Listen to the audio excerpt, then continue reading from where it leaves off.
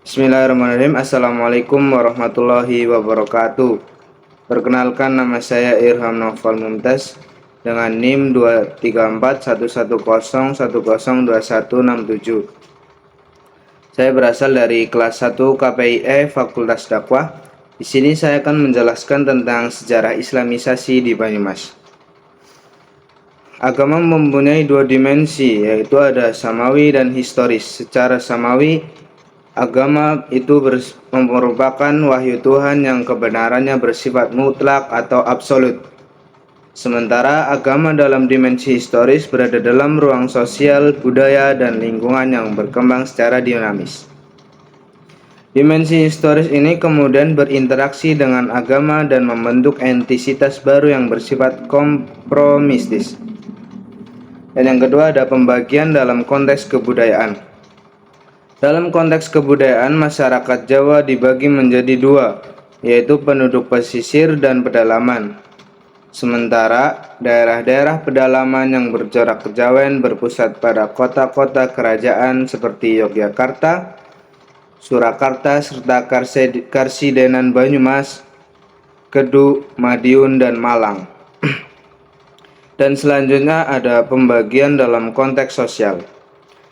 Secara sosial, masyarakat Jawa terbagi menjadi wong cilik yang umumnya berprofesi sebagai petani dan kelompok.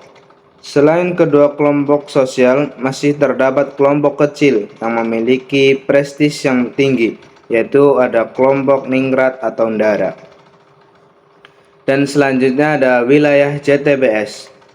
Wilayah JTBS itu merupakan wilayah Jawa Tengah bagian barat selatan atau JTBS yang meliputi 5 wilayah, yaitu ada Banyumas, Cilacap, Purbalingga, Banjarnegara, dan Kebumen. Dalam sejarahnya mempunyai kaitan dengan sejarah kerajaan di Jawa. Dari sisi bahasa misalnya, masyarakat JTBS memiliki dialek yang berbeda-beda dengan wilayah eks-kerajaan di Kerajaan Jawa di Demak. Khususnya ada Yogyakarta, Surakarta, dan Jawa Timur. Dialek yang biasa disebut oleh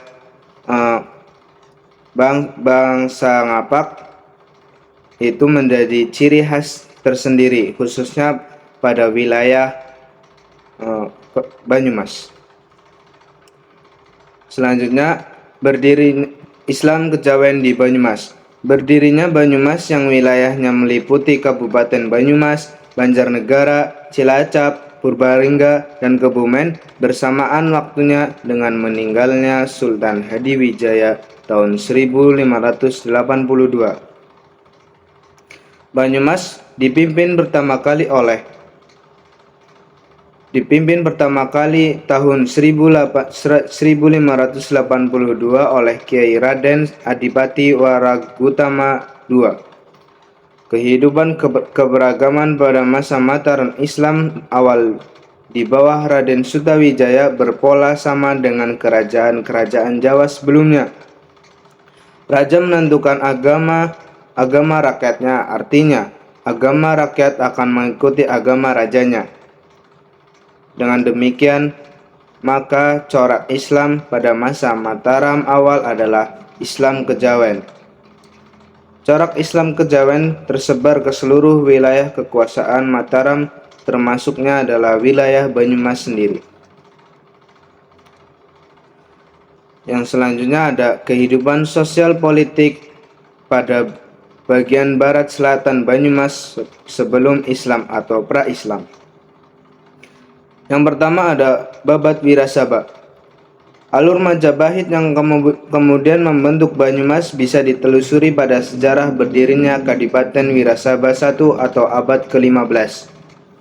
Setelah kerajaan besar tersebut, kerajaan-kerajaan di Jawa Tengah bagian timur seperti wilayah Demak, Pajang, dan Mataram mengambil alih wilayah Banyumas dengan membangun Kadipaten Wirasaba II dan Kadipaten Banyumas.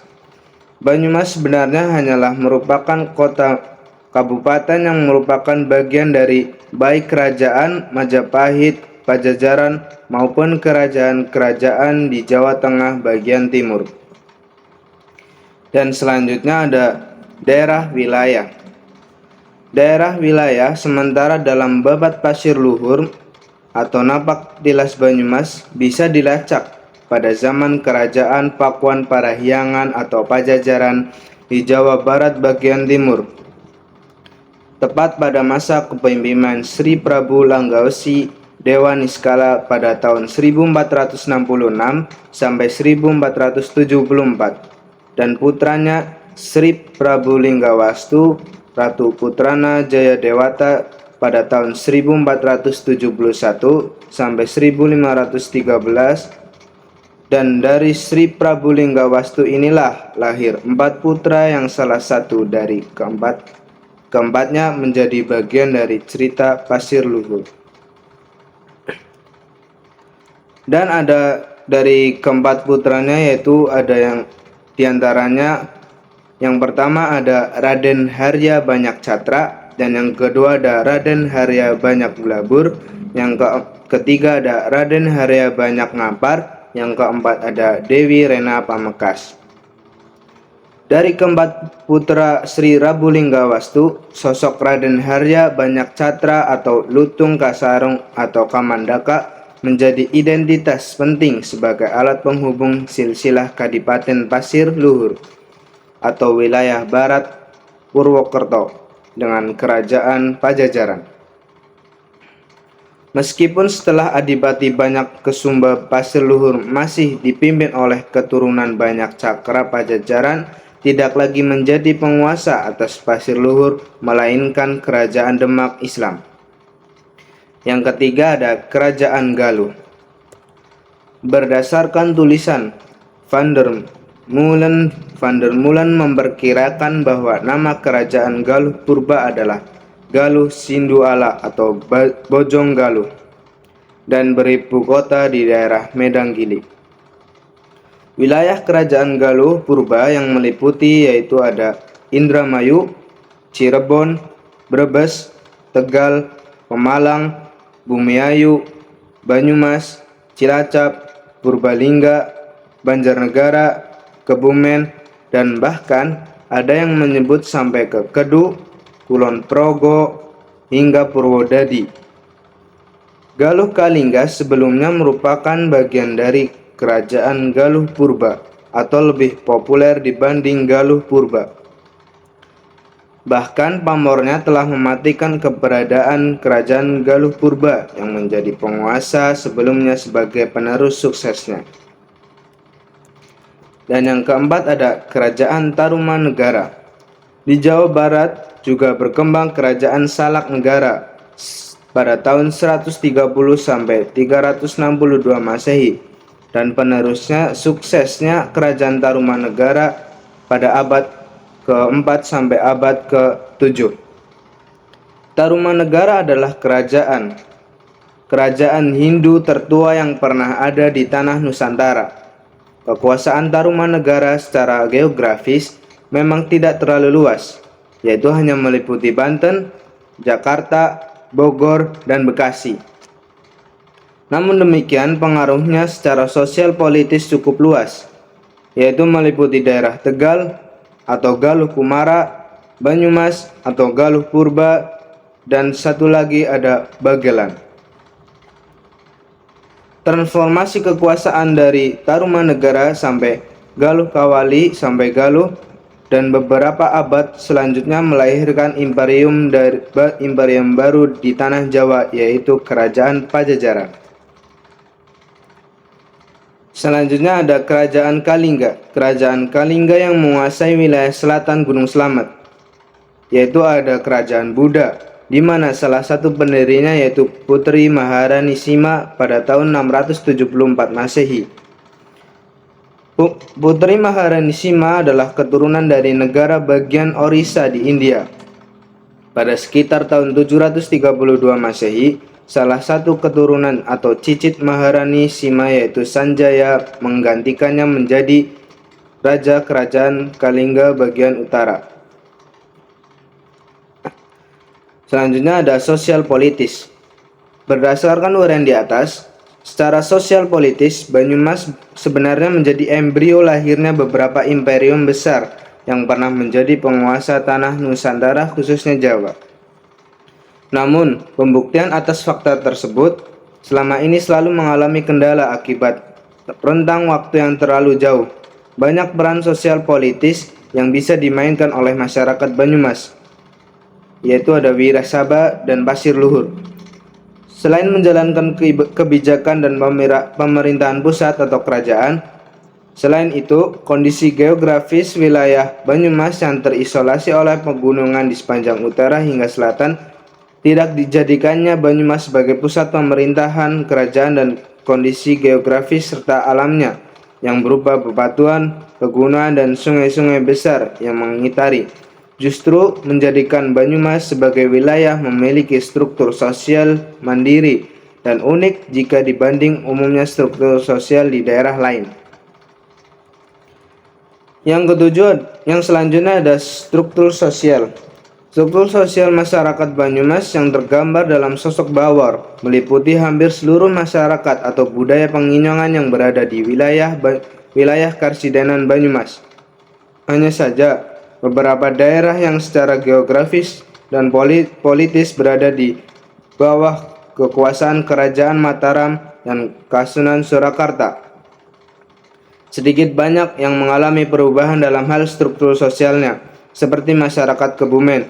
Dualisme atau keterbelakangan karakter pada bagian Bagelan sampai Banyumas yang ada juga menyebabkan struktur sosial budaya Kebumen sehingga tidak menimbulkan gejolak dan konflik berkepanjangan di masyarakat. Dampak dari sikap sosial seperti ini seringkali membentuk perilaku masyarakat Kebumen yang stagnan. Dan selanjutnya ada kehidupan ekonomi. Di Pulau Jawa dikenal dengan kesuburan tanah dan curah hujannya yang tinggi.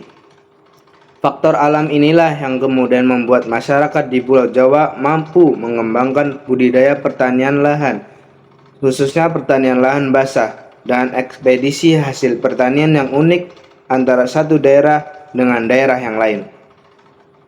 Pada masa pra-Islam dan kolonialisme Eropa masuk ke Pulau Jawa, masyarakat hanya bertumpu pada sungai-sungai sebagai sarana penghubung antara masyarakat di satu dengan daerah yang lain.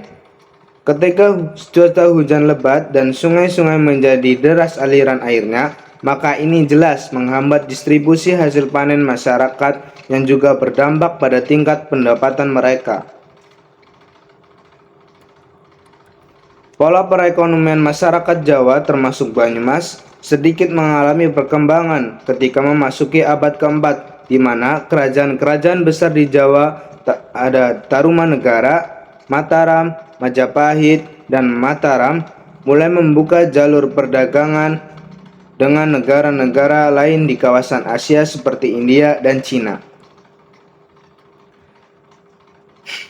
Selanjutnya ada kebangkitan Islam Puritan. Gerakan Puritanisme yang lahir sebagai paham baru yang dipelopori gerakan Wahabi pada abad ke-18 dan Salafi pada akhir abad ke-19, gerakan ini bahkan masih aktif hingga ke abad 21 ini. Puritan menurut Karen Armstrong merupakan agama yang diyakini oleh sekelompok orang yang sangat teguh berpegang pada peraturan-peraturan berdasarkan interpretasi harfiah murni yang bersumber dari kitab suci dan tradisi Islam pada masa awal Puritanisme, bertujuan untuk mengajak umat Islam kembali ke sebuah identitas Islam otentik, meliputi implementasi kembali hukum syariah. Syed Fali Reza Nasr dalam Saik Hasim menurutnya, istilah ini mensyaratkan makna yang lebih dalam, tidak hanya menggambarkan fenomena gerakan penafsiran agama yang didasarkan kepada teks mata, akan tetapi merupakan gerakan yang sangat berkaitan dengan persoalan-persoalan politik, umat, pembentukan identitas, serta persoalan kekuasaan dalam masyarakat yang plural. Dasar-dasar teologi Wahabi dibangun oleh seorang fanatik abad ke-18 yaitu Ibnu Abdullah Al-Wahhab dengan semangat Puritan. Abdullah Al-Wahhab hendak membebaskan Islam dari semua perusakan yang diyakini telah menggerogoti Islam, di antara seperti tasawuf, tawasul, rasionalisme, ajaran Syiah, dan berbagai praktek inovasi bid'ah. Saat itu mulai berdatangan elemen-elemen pergerakan dakwah Islam dari luar negeri ke Indonesia hingga bermunculan beberapa pergerakan seperti Ikhwanul Muslimin, Majelis Mujahidin Indonesia, Hizbut Tahrir Indonesia, Front Pembela Islam, Laskar Jihad, Jamaah Salafi, dan sebagainya. Dan selanjutnya ada berkembangnya Majelis Tafsir Al-Quran atau MTA di Banyumas. Majelis Tafsir Al-Quran atau MTA didirikan oleh Abdul Tofail Saputra di Solo pada tahun pada abad 19 pada tanggal 19 September 1972. Setelah sekian lama berjalan, MTA kini dipimpin oleh Ustadz Ahmad Sukina. Dengan berjalannya waktu demi waktu, jamaahnya semakin berkembang dan kuantitas pengikut mereka semakin banyak. Islam yang dikembangkan oleh MTA adalah Islam murni atau pure kafah, berdasarkan pada Al-Quran dan Sunnah. Selain dari dua hal tersebut dianggap sebagai laisa minal Islam, artinya agama Islam yang dibawa oleh ulama generasi salaf maupun khalaf tidak benar dan akan masuk ke neraka. Berkembangnya MTA di Jawa Tengah menyebar hingga ke daerah selatan dan barat Jawa Tengah, yaitu ada di daerah Cilacap, Banyumas, dan Kebumen. Munculnya MTA di Purwokerto berasal dari sekitar tahun 2000. Pada saat itu beberapa mahasiswa dari Universitas Jenderal Sudirman atau UNSUD yang berasal dari daerah Surakarta yang tentunya sudah bergabung dengan MTA di daerahnya masing-masing. Dalam perjalanan menegakkan kebenaran tertentu di sana terjadi gejolak dari warga sekitar yang menolak atau tidak setuju diadakannya belajar kelompok atau pengajian di tempat tersebut. Belajar kelompok selanjutnya dilaksanakan berpindah-pindah, terkadang dilaksanakan juga di masjid sekitaran UNSUD. Dan yang selanjutnya ada Al-Irsyad. Al-Irsyad dapat diungkapkan sebagai organisasi Islam Indonesia yang dimotori oleh orang-orang etnis Arab atau berasal dari Arab Hadramaut atau Yaman yang sering disebut dengan kaum Hadrami. Al-Irsyad adalah organisasi Islam yang menitik beratkan pada bidang pendidikan, sosial, dan dakwah dalam gerakannya. Al-Irsyad satu-satunya solusi bagi dunia Islam untuk kembali pada Islam yang benar, yaitu kembali pada Al-Quran dan Al-Hadis. Hal terpenting yang ditanamkan sebagai nilai-nilai modern oleh sekolah Al-Irsyad pada siswa-siswanya adalah semangat patriotisme. Al-Irsyad Al-Islamiyah mudah dikenal sebagai organisasi masyarakat yang memfokuskan diri pada pengelolaan pendidikan berbasis Islam. Al-Irsyad Al-Islamiyah Purwokerto sendiri telah dikenal aktivitasnya sejak tahun 1932, terhitung sejak berdirinya sekolah Al-Irsyad yang pertama di Purwokerto. Selanjutnya ada tren Islam moderat. Sejak masa pasca Soeharto, Indonesia sebagai negara muslim yang terbesar dan negara demokrasi ketiga setelah India dan Amerika Serikat diharapkan dapat memainkan peran lebih besar di dalam menyebarkan Islam wasatiyah. Awal abad ke-20 ditandai lahirnya gerakan-gerakan Islam yang monumental yang dikenal dengan organisasi kemasyarakatan Islam. Namun secara umum ormas-ormas Islam tersebut lebih pada dua organisasi Islam terbesar di negeri ini seperti Muhammadiyah dan Nahdlatul Ulama. Islam di Indonesia hadir dengan wajah lokal masyarakat Indonesia.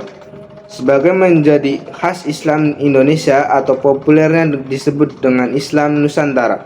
Dengan demikian, Islam moderat dalam konteks keindonesiaan adalah Islam yang menyejukkan, bukan ekstrim atau radikal atau anti terhadap kekerasan. Dan selanjutnya ada perkembangan Nahdlatul Ulama di Banyumas. Sejalan dengan pembangunan perkembangan industri dan globalisasi, kehidupan berbasis pendukung NU mengalami perubahan baik secara sosial, politik maupun ekonomi Warga Banyumas dan sekitarnya mayoritas beragama Islam dan merupakan Nahdiyin atau pengikut dari Nahdlatul Ulama. Meskipun tidak ada identitas yang resmi mengakui dan diakui sebagai Nahdiyin, warga di Nahdlatul Ulama di Banyumas kini bukan hanya yang hidup di desa seperti petani, penderes, dan seterusnya. NU di Banyumas tidak hanya besar dan kuat secara agama, tetapi kuat secara ekonomi. Di kampung-kampung, kaum Nahdiyin memiliki koperasi pinjam yang dikelola secara mandiri oleh warga setempat. Dilihat dari lembaga pendidikan, NU di wilayah Banyumas dan sekitarnya memiliki cukup banyak lembaga pendidikan di bawah naungan seperti LP Ma'arif, mulai dari RA, MI, MTS, MA hingga perguruan tinggi. Dan selanjutnya ada perkembangan Muhammadiyah di Purwokerto di Banyumas. Secara umum, masyarakat Muslim Purwokerto dan Kabupaten Banyumas pertama kali mengenal Muhammadiyah adalah ketika Kiai Ahmad Dahlan memberikan pengajian akbar di Masjid Agung Baitus Salam. Berdirinya Persyarikatan Muhammadiyah Cabang Purwokerto secara yuridis formal ialah pada tahun 15 November 1922. Peresmian Cabang Muhammadiyah Purwokerto menandai awal lahirnya Muhammadiyah di bumi Banyumas. Selanjutnya ada tren Islam liberal. Gerakan liberalisasi pemikiran Islam yang akhir-akhir ini semakin marak sebenarnya lebih berunsur pengaruh eksternal daripada perkembangan alami dari dalam tradisi pemikiran Islam. Greg Barton dan bukunya Gagasan Islam Liberal di Indonesia, Barton menggariskan prinsip dasar yang dipegang oleh kelompok Islam liberal, yaitu pentingnya kontekstualisasi ijtihad, komitmen terhadap rasionalitas dan pembaharuan agama, penerimaan terhadap pluralisme sosial dan pluralisme agama-agama, dan pemisahan agama dari partai politik dan kedudukan negara yang non-sektarian. Dan yang terakhir ada Islamisasi periode akhir. Perkembangan ini tak lepas dari dinamika Islam. Tarekat adalah tradisi Islam lokal yang mengakar kuat di Banyumas secara umum dan khususnya di Sokaraja. Pada masa kekuasaan Tumenggung Jayadireja pada tahun 1830 sampai 1853, Syatariah adalah tarekat yang paling tersebar luas di Sokaraja. Syatariah menciptakan varian baru yang menggabungkan beberapa ajaran tarekat lain seperti Rifaiyah dan Naqsabandiyah Qadariyah. Tarekat ini dikenal dengan nama Tarekat Akmaliyah atau Kamaliyah. Ya, mungkin itu merupakan penjelasan yang bisa saya sampaikan. Mungkin ada kurangnya dari saya, itu karena kurangnya kesiapan dari saya. Kesalahan dari saya, kebenaran hanya dari Allah Subhanahu wa taala. Billahi taufiq wal hidayah. Wassalamualaikum warahmatullahi wabarakatuh.